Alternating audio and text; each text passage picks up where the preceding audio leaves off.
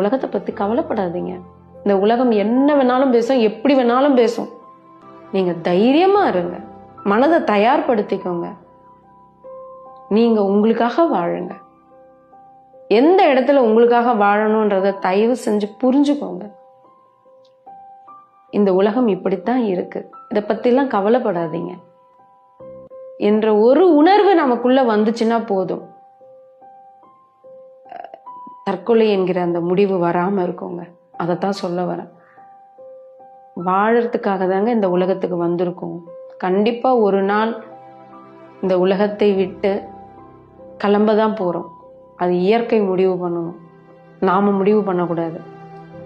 அதனால உலகம் என்ன சொன்னாலும் பரவாயில்ல, எதிர்கொள்ள தயாராகுங்கள். விமர்சனங்களை கண்டு அஞ்சாதீர்கள், அதற்கு தயாராகுங்க. இந்த உலகம் இப்படித்தான், மாற்ற முடியாது.